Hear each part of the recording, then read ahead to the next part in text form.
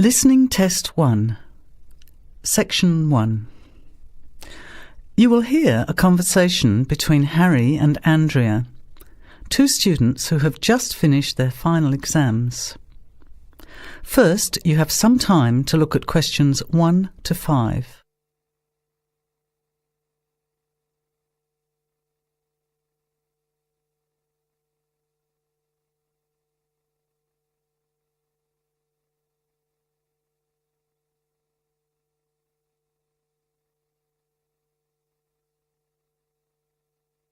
Notice that an example has been done for you. This time only, the conversation relating to the example will be played first. Hi Andrea, how are you feeling now that exams are over? It's fantastic to have finished, isn't it? And to sleep in every morning. What about you? The student is happy to have finished exams, so you circle B. Now, let's begin. Answer the questions as you listen. You will not hear the recording a second time. Listen carefully to the conversation and answer questions 1 to 5. Hi Andrea, how are you feeling now that exams are over? It's fantastic to have finished, isn't it? And to sleep in every morning. What about you? Well, I've been catching up on sleep too, but I've got a lot to do before I leave for England. Perhaps you could give me some advice. I've got a lot of things I can't possibly take back with me, but I don't know what to do with them. Well, it depends on what sort of things they are, and whether you're thinking of giving them away or selling them. Well, almost everything. Furniture, the fridge and other kitchen stuff that I bought from the previous tenant. But the new people have already got what they need, so they're not interested in buying stuff from me. I can't afford to give it away, but I'm not sure how to sell it all. Oh, and there are some clothes and books as well. Why can't you take them? The books are really heavy. It's so expensive if you exceed the airline baggage allowance. And the clothes just won't all fit in my suitcase. It's amazing how much stuff I've accumulated since I've been here. Anyway, I don't think I'll need as many summer clothes in England as I have here in Australia. I see. Well, there are several alternatives. First of all, you could put up notices around the university about the books. You know, on the notice boards in the Student Union building and in the economics department. Anywhere second and third year students will see them. People are always keen to buy cheap textbooks. OK, what should I say on the notices? Just put the titles, authors and price you want, your name of course, and maybe put your phone number on those little tear-off tags. That's a good idea. And what about the furniture? You could try doing the same thing, but usually students are away all summer, so they don't want to buy furniture now. Another place to try might be a second-hand shop. Someone from the shop will usually come around and give you a free quote, and then you can decide.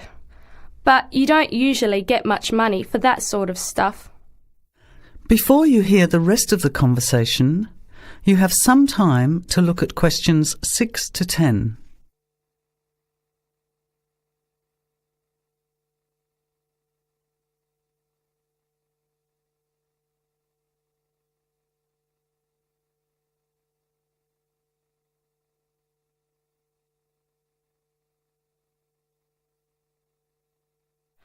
Another alternative is to put an advertisement in the Trading Post. Do you know that paper? It comes out every week advertising things people want to sell. You have to pay to put the advert in and then hope people phone. Give them as much information as possible, and if they're interested, invite them to come and have a look. The hard part is agreeing on a price. No, I haven't seen the Trading Post. But I should have a look at it, and I could advertise the fridge, the microwave and the furniture. But the kitchen stuff isn't really that good. You know, old cutlery, a few pots and pans and some plates and things. What shall I do with them? Well, another option is to donate the kitchen things to a charity shop. You know, like the Salvation Army or St. Vincent de Paul. Why don't you get a second-hand shop to give you a quote first? Yes, I could do that. Find out how much they'll give me and then decide whether to sell them or give them away. But I've still got the clothes. A charity shop will take them too, as long as they're in good condition. And even though you don't get any money, at least you know that someone who really deserves some help has benefited. That's a good point. I'll advertise the expensive stuff, the furniture, and donate the clothes and kitchen stuff. Let's go and buy a trading post and you can help me write the advert. Well, actually, I'm interested in buying the fridge and the microwave, depending on the price, of course. OK, let's see how good you are at bargaining. That is the end of section 1. You have half a minute to check your answers.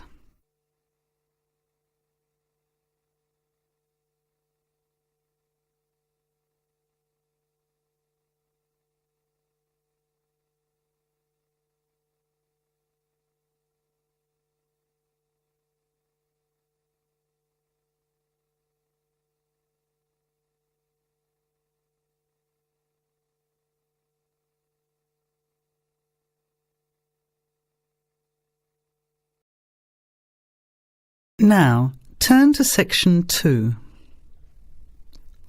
Section 2. You will hear a phone conversation giving information about a health and fitness centre.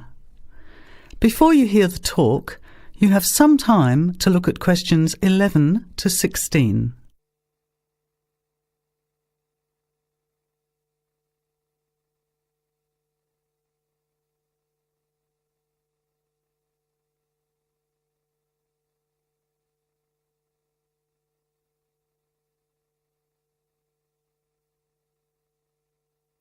Now, listen carefully to the first part of the talk and answer questions 11 to 16.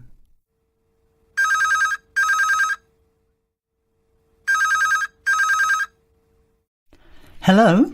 Hello, is that Ms. Heidi Jones? Yes? Good morning, Ms. Jones. I'd like to take a few minutes of your time to tell you about the Seven Oaks Health and Fitness Centre, which is in your suburb. Would that be convenient? OK. Well, the centre's not far from you. It's on the corner of Marion Street and Giles Street and has a large car park. It's open every day of the week, opening on weekdays at 6 a.m. and at 9 a.m. at the weekend. It closes at 9:30 p.m. Monday to Friday and on Saturday at 4 p.m. and Sunday at 2 p.m. We also have childcare Monday to Saturday from 9 in the morning until midday for a small extra charge, so you can leave your children in safe hands while you attend one of our classes, or perhaps have a swim, or if you just want to relax in the spa and sauna or steam room. Talking of classes, we have a very wide range which are designed to suit all different levels of fitness and individual needs. I mentioned the pool just now. Well, in addition to swimming laps or just relaxing, we also offer aqua aerobic classes, which are 45-minute classes that use the therapeutic effects of water. This provides a very safe and effective exercise and is suitable for all fitness levels, as well as being a lot of fun. Many people who haven't been exercising for a while start in the aqua classes, as do people who need to take care after hospital surgery, for example. These classes are very popular and are scheduled every weekday, Monday to Friday, and on Saturday afternoon and Sunday morning. Another very popular activity in the pool area is learning to swim, and these swimming classes are held at 4 p.m. every weekday and in the mornings at the weekend. By the way, they're open to both adults and children of any age. Before the talk continues, You have some time to look at questions 17 to 20.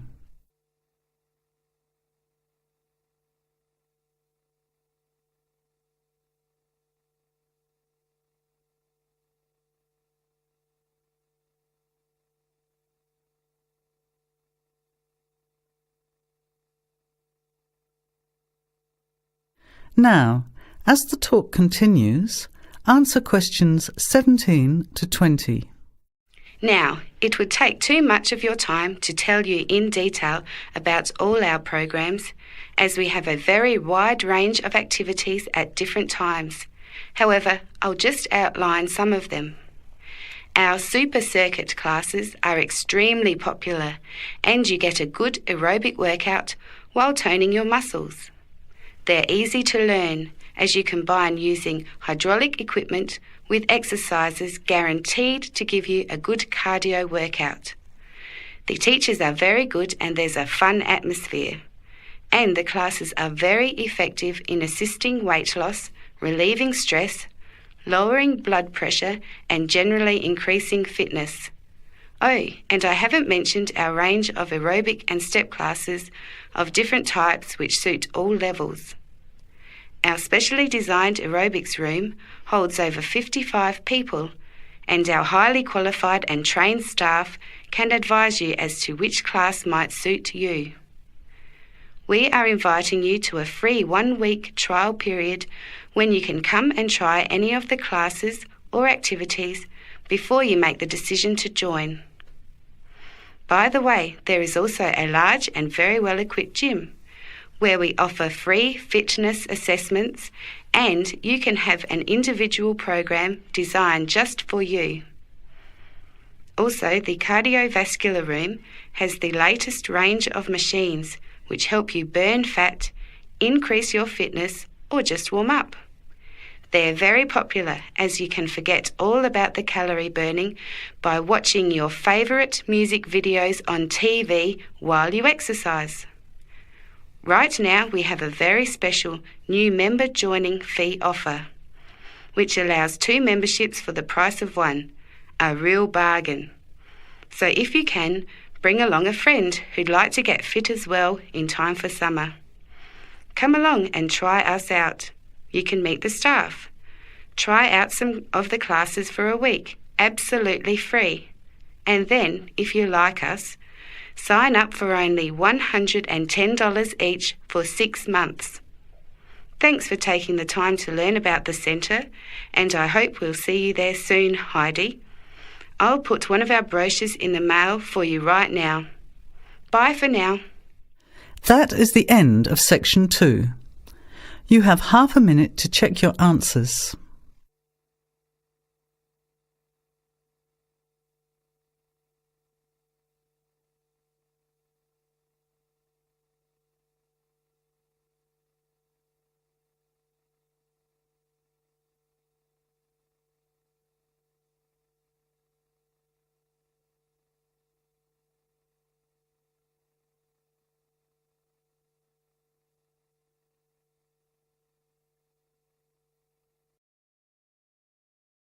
Now, turn to section 3. Section 3.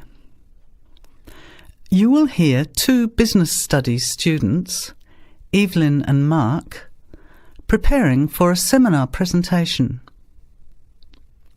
Before you hear the conversation, you have some time to look at questions 21 to 25.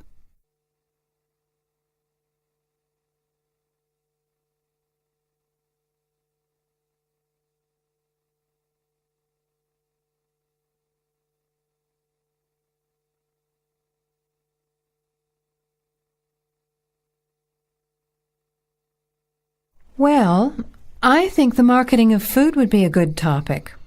I read a very interesting article the other day about the Canadian food market. I suppose everybody's interested in food, even if it's trying not to eat.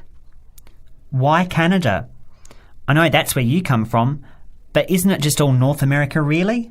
No, that's why I thought this article was interesting. Although lots of US companies are well established in Canada, and vice versa, there are still subtle differences between the two markets.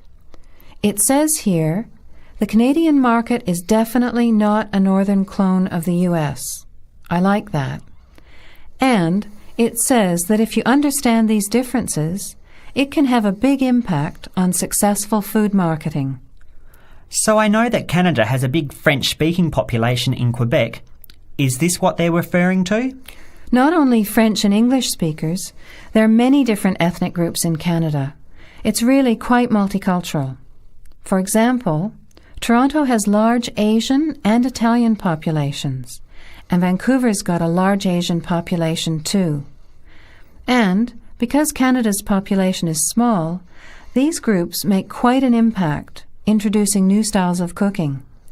So you can see lots of unfamiliar vegetables and things in the markets, and new restaurants are opening every day. It's great if you love trying out new foods, as many people do. Which kinds of food are becoming popular? Well, some Asian food, I'd say, has been popular for quite a while, like Chinese. But now, Southeast Asian restaurants are becoming very fashionable. Then there's Mediterranean, of course, such as Greek, Italian, and so on. But Caribbean and Mexican food is really taking off among young people these days. So are the supermarkets starting to stock the ingredients that are needed to prepare these foods at home? You know, all those unusual condiments and sauces. Yes, that's right. It's quite interesting going to the supermarket, isn't it? And noticing how they're introducing sections for foods of different nationalities. You can buy quite exotic products locally these days. The article mentioned that 80% of the Canadian retail market is controlled by 8 major national supermarket chains, so that when they introduce changes, they can happen quite rapidly. OK. Well, how are we going to organise this seminar then? I made some notes on the trends in the Canadian market, about changing tastes, and also patterns for where food is consumed. I thought maybe we could summarize it into a chart or table, and maybe use the overhead projector to present it. Good idea. Maybe I could have a look for similar trends and tastes in Australia and the UK for comparison. Let's have a look at what you found. Before the conversation continues, you have some time to look at questions 26 to 30.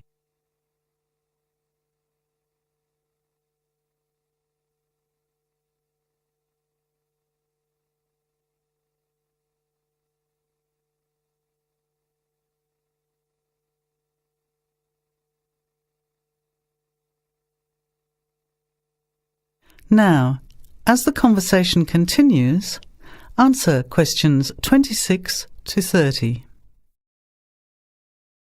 The most significant trend, it seemed to me, was that Canadians are definitely interested in healthy food. For example, did you know that salads are the 3rd most commonly eaten food in Canadian restaurants? Really? What about organic food then? Is that becoming more popular? Yes, it's definitely moving into the mainstream compared to a few years ago. And a recent survey showed that 4 out of 5 shoppers said that they check the fat and nutritional information on the packet when they're deciding what to buy. What other trends did you find out? There's one change I noticed straight away when I was home last year, in the meat department. You know, here the meat packaging says rump steak or 4-quarter chops and so on. Well, they discovered that most consumers these days didn't know what to do with these roasts and rounds and ribs. So the government approved a new naming system for cuts of meat, which is related to the required cooking technique. What a good idea. I've never really understood the difference between sirloin, rump, round and all those names. So how many new categories are there? 8. There are 3 kinds of steak, for grilling, for marinating, and for simmering. And then there's what they call quick-serve beef, for stir-fries, I suppose. And premium oven roast, pot roast, and stewing beef. It's a great idea, isn't it? I hope it catches on here. I agree. Any other trends that you thought were significant? Well, what's really interesting is what the article called mobile meals. In other words, more and more Canadians are eating meals away from home, but not just eating more junk food. They're projecting a 40% increase in snack food sales over the next 3 years, and the growth is coming from healthy snacks. You know, the ones that have less cholesterol and fat, such as muesli bars, health food bars, and those types of products. Apparently, in the food marketing jargon, they're called nutritious portable foods, which means healthy snacks. The other major trend is that young people are doing more of the food shopping these days, so marketing has to be aimed more at them, as well as more conventionally at the mother. Thanks, Evelyn. I think we'll have an interesting discussion about these trends and the comparisons with other English-speaking countries. I'll see if I can get some information about them to compare with yours, and meet you on Friday to put it together. See you then. Bye. That is the end of section 3. You have half a minute to check your answers.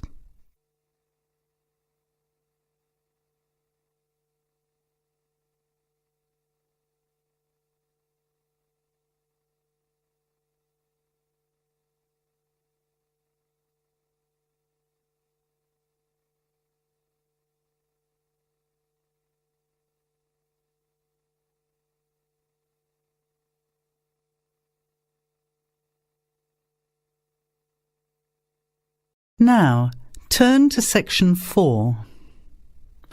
Section 4. You will hear a talk given by Dr. Miranda James. First, you have some time to look at questions 31 to 35.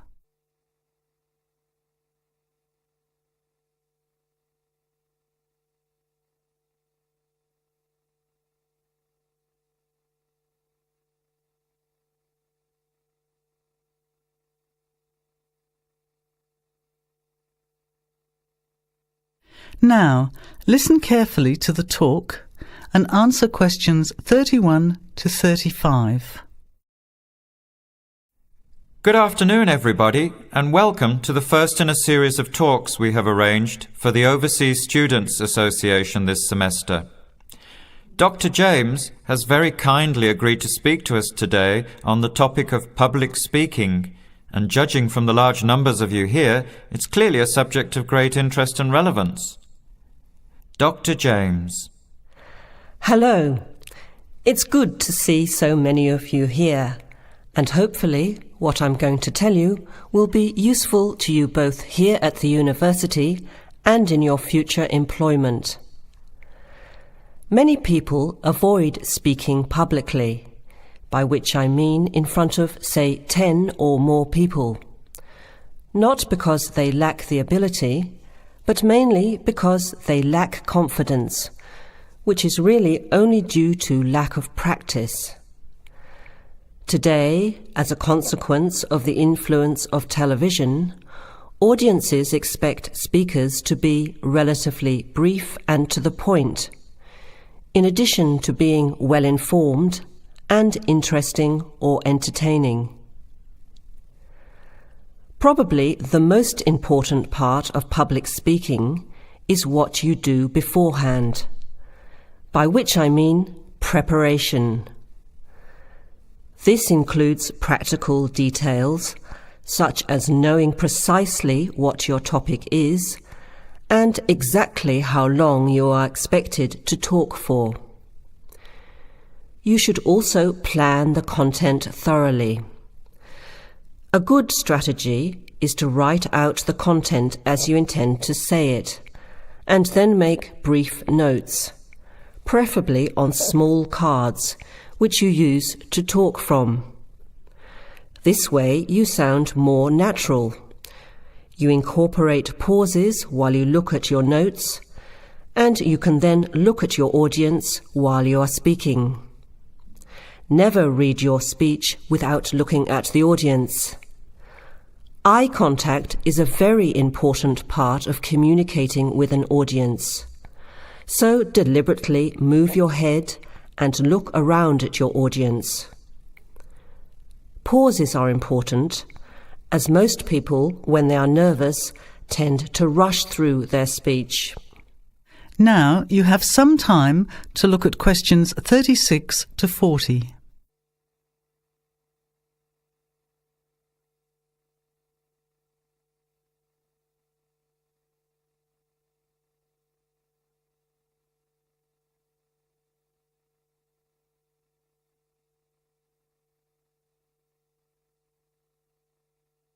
Now listen and answer questions 36 to 40. Practice speaking slowly. This gives you more time to pronounce your words correctly. It's always easier for your audience to listen to someone whose speaking is clear and calmly paced, so that they can understand the ideas being explained. And the bigger the group, the more slowly you should speak. Remember to project your voice, speaking clearly to the person furthest away from you. It's a good idea to rehearse and record yourself. Pay attention to your intonation when you listen to yourself. It's even harder if you're speaking in a second language, I would imagine. But there's nothing worse than listening to a flat, monotonous voice. So try to vary your tone and rhythm. This will add meaning to your words. Lastly, pay attention to both your posture and your gestures. A confident person stands or sits in a small group with their head up, chin out, and shoulders back. Try to avoid scratching or fiddling with your hair or beard, or pens, jewellery, and so on. These movements can distract and irritate your audience. Yet you may be unaware of them yourself. Another reason for rehearsing, preferably with feedback from a friend, or better still, on video. I hope these few tips will make your experience of speaking in public a little easier. Remember, practice makes perfect. That is the end of section 4. You now have half a minute to check your answers.